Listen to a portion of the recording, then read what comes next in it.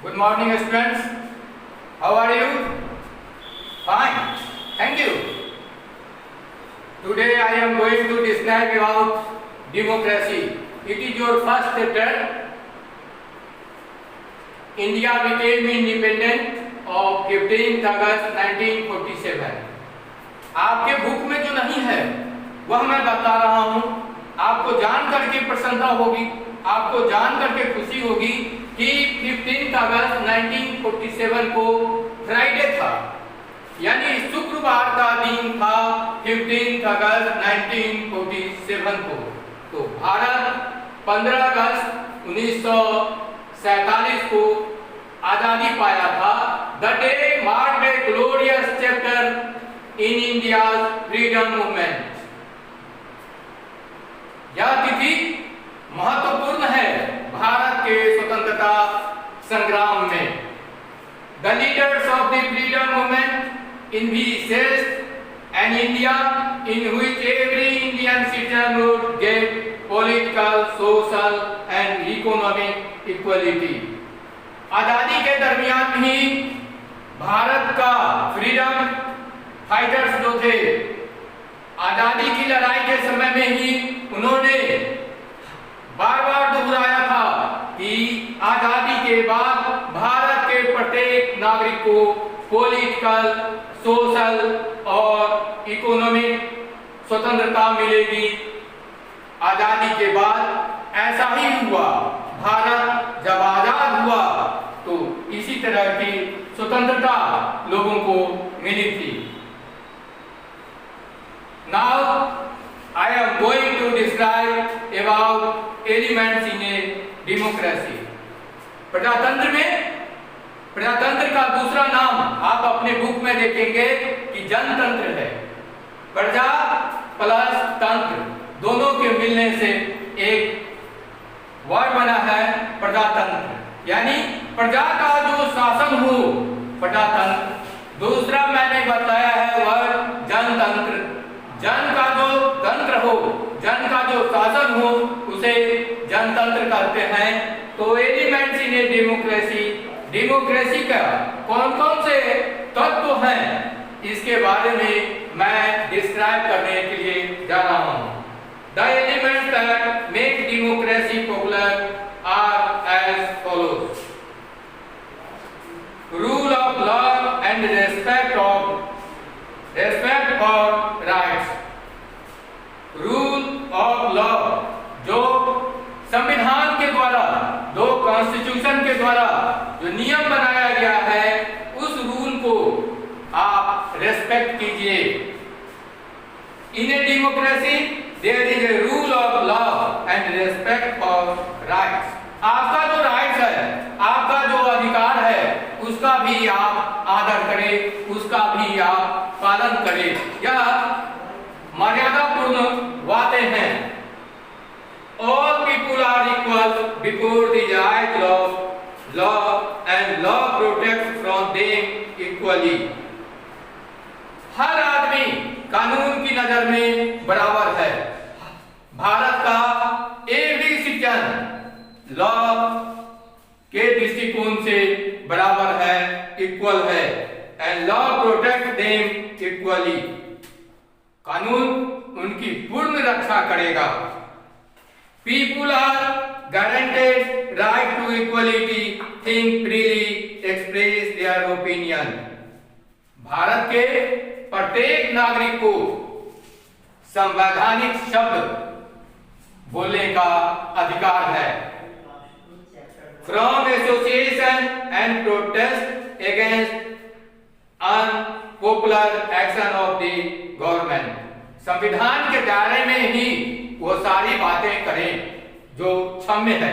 यदि वो संविधान के दायरे में, संवैधानिक दायरे में वो बात नहीं करते हैं, असभ्य बात करते हैं, असभ्यता का परिचय देते हैं, तो यह अच्छी बातें नहीं है।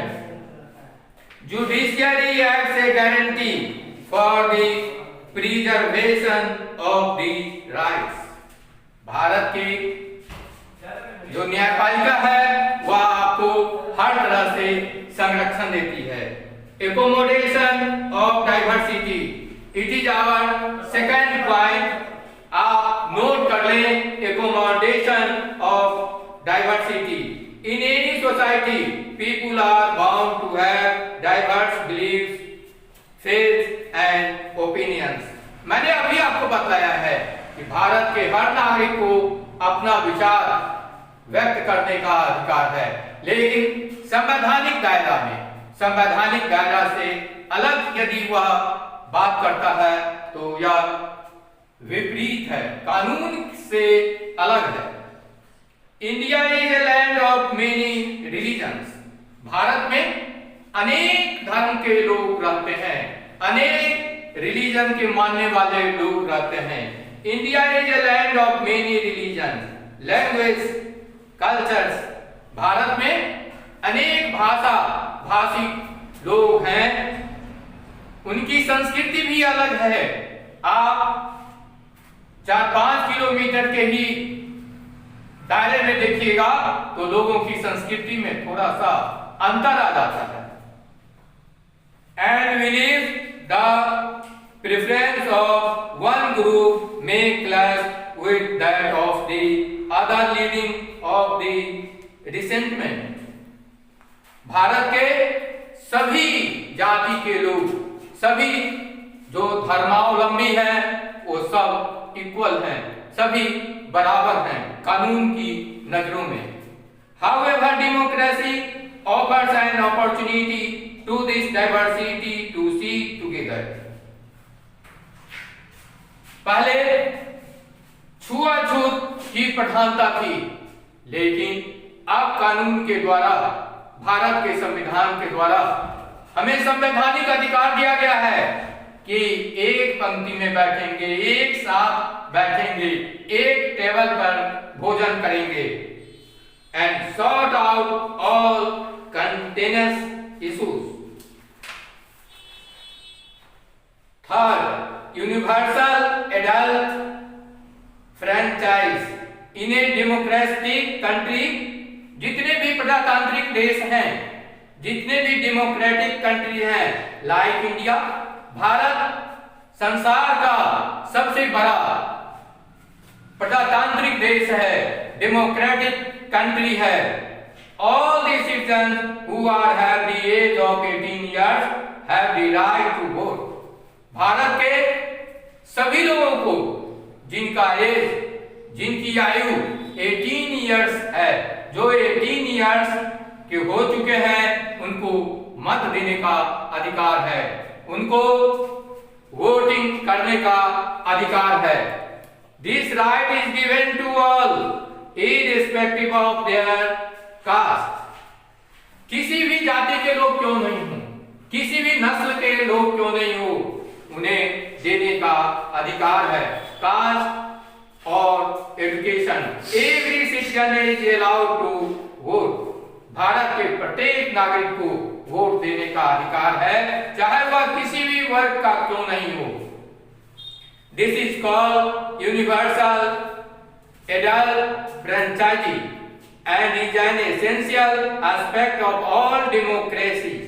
Not only this, each citizen shares an equal status and each of them has a voting right। मैंने तो अभी बताया आपको कि सभी को, जो 18 साल के हो चुके हैं, जो 18 इयर्स हैं, उन सभी को भारत के नागरिक हैं यदि, तो उन्हें मत देने का अधिकार है। सोशल, सामाजिक अधिकार।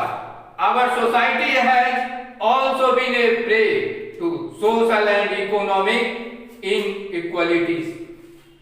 आजादी से पहले भारत में लोगों को सामाजिक अधिकार नहीं था। Social inequalities are due to caste system. भारत में उस समय वर्ग व्यवस्था इतनी गंदी थी कि लोग त्रस्त हो चुके थे। छुआछूत इतना ज्यादा था कि कुछ वर्ग को तो गांव से दूर रहना पड़ता था, जो आज भी हमारे समाज की निचली पंक्ति के हैं। Backwardness of women and illiteracy. उस समय इलिटरेसी थी, अशिक्षा थी। जैसे जैसे हमें आजादी मिली, जैसे जैसे हम शिक्षित होते चले गए, वैसे वैसे हम शिक्षित होते चले गए हैं। Economic inequalities are mainly due to poverty. अशिक्षा जहां भी है वहां पर गरीबी रहेगी ही, वहां पर पॉवर्टी रहेगी ही। Economic inequalities are mainly due to poverty. We can study the inequalities under following points. आखिर क्यों गरीबी है, क्यों अशिक्षा है, इसके बारे में I am going to describe. Thank you. Next class में फिर हम मिलेंगे। आप डेमोक्रेसी पर आप लर्न करेंगे। It is your